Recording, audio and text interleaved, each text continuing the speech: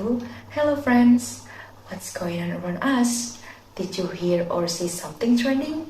Okay, in accordance with the title, I'm going to invite you to discuss the issues that are ongoing among teenagers, especially girls. Have you ever heard of the term love bombing? Or have you ever felt this? Or are you still trapped in this situation right now? I, Rifqoh Anisah, will discuss this issue in depth. What love bombing is, what the impact of it, what it causes, and how to avoid it even regardless of it. So, love bombing is a term that is often used by generations nowadays to refer to a behavior or action where one of the boyfriends or girlfriends or even someone who has no status of love gives excessive attention and affection. Even though this is a wow impressions and wants to do or sacrifice anything for somebody, love bombing is a must to be careful as it risks leading to unhealthy or toxic and highly manipulative relationships. Basically, a love bombing is a physical or verbal act that aims to manipulate a partner or someone so that the relationship is going according to the wishes of the love bomber. Generally, a love bomber will exaggerate his partner or her partner with attention, compliments, gifts, and excessive affection. Although it feels romantic and enjoyable at first, love bombing is very dangerous and needs to be cautious as it is often done by someone with a narcissistic, sociopathic, or manipulative personality. It must have had a very bad impact on the victim. The most frequent victims in these cases are usually girls, and the perpetrators are, of course, bad boys. But it doesn't close the danger that girls can be the perpetrators of love bombing in a relationship. However, I will talk with this issue from the point of view of girl as a victim. There are stages of love bombing behavior that need to be observed, ranging from idealization, evaluation, to leaving a partner. For the first is idealization. This stage often makes love bombing victims feel that the relationships is happening and developing so fast. This is because love bombing usually happens at the time of the approach, in the early stage before committing to a romance. Then, because of the attention and praise given by the love bomber, this behavior can also make one assume that the love bomber is an attractive, attentive, and a caring person. Next is the evaluation stage. At this stage, the love bomber will show both kind and rude behavior alternately. For example, love bombing perpetrators tend to be romantic and kind to their partners when in public, but turn rude when only with their partners. This treatment plays on the victim's mental state. The last is the stage of leaving the partner. This can happen if the love bomber feels that their partner is no longer attractive and cannot fulfill their wants and needs. How cruel it is. I have a best friend with a love bombing experience that makes me angry enough because of the bad boy's behavior that she encountered virtually, making my best friend a few weeks of deep sorrow, feeling unworthy of being loved, and other unpleasant feelings. Her name is. It's time to tell you a short story. So, my friend met a boy from an anonymous spot. It's like something in Telegram application. The relationship and communication continued and moved to the Line application. My friend always told me that the boy she just met was very romantic, gave her verbal attention and affection. He would always sweetly reply to my friend's messages, and it happened every day in the beginning of their acquaintance.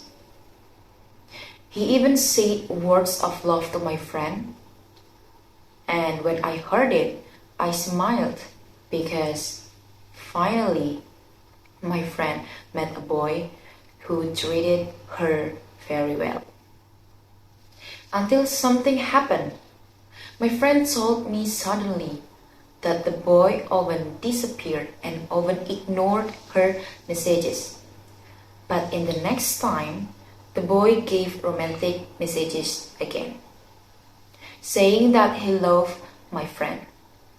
This happened so many times that my friend began to feel confused, and every time she asked for clarity about their relationship, he would reply with long messages that seemed to blame my friend to his bad behavior. The boys was willing to be more than friends but didn't want to change their status to dating.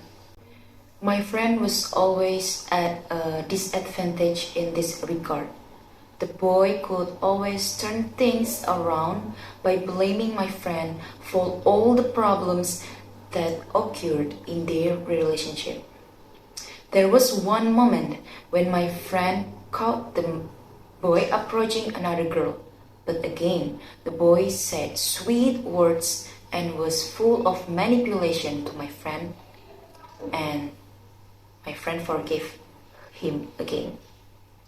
The climax came when my friend caught the boy approaching another girl again, and it turned out that the two were dating. I immediately said, "You have to end this. We don't know how many girls he has treated like this before this gets too far and dangerous." Eventually, my friend managed to escape from the unhealthy and toxic relationship by shutting down all access for the boy to contact her again. Although afterward, my friend felt very depressed and stressed. She said that she didn't deserve to be loved by anyone. She felt that her feelings deserved to be played with. She felt guilty but also angry. My friend felt that she didn't deserve to be fought for and thought that there were no men who genuinely loved someone in this life. It was all a lie. There were many other feelings that plagued her even from the beginning of the first problem in their relationship. That's one example of the love bombing case that I found around me and the negative impact on the victim. Sounds pretty ordinary, doesn't it? But when we are in a relationship like that, it's very, very hard and tiring. My best friend said that the boy just using her as a second, third, or even worse choice. Because how can a boy approach more than one girl and act like a lover at the beginning of the meeting? That's a dangerous trait for a girl's peace. So, one of way to get rid of an unhealthy or toxic relationship due to love bombing is that the victim should communicate this problem to people she trusts. As I experienced, my best friend I mentioned earlier always told me everything that happened in her relationship, so I as a close friend would remind her that the relationship she was in was very unhealthy. It does not immediately make my best friend or someone who is a victim to release his unhealthy partner, but at least there is someone who accompanies, does not let her face the situation alone. They still need reminders. Sometimes, someone who's been subjected to love bombing is aware of what's happening to them, but it's hard to let go because back to the first explanation, that love bombing's behavior is very, very manipulative. Furthermore, do not hesitate to consult a psychologist in order to obtain the appropriate opinion and consideration regarding such unhealthy behavior. It should be understood that love bombing is an excessive behavior that can affect the psychological condition of the perpetrator and victim. So don't forget to give important numbers that can be called to anticipate the dangerous action of a love bombing perpetrator. Don't be afraid to speak and report the perpetrator to the authorities if something dangerous happens. That's all I can say. I apologize if there are mistakes in delivery. Hopefully all of us, especially girls, will not become victims of love bombing. Don't fall in love easily just by excessive seduction and affection, especially with a boy you just met on an online application. We must all be vigilant. Thank you for watching this video. Wassalamualaikum warahmatullahi wabarakatuh.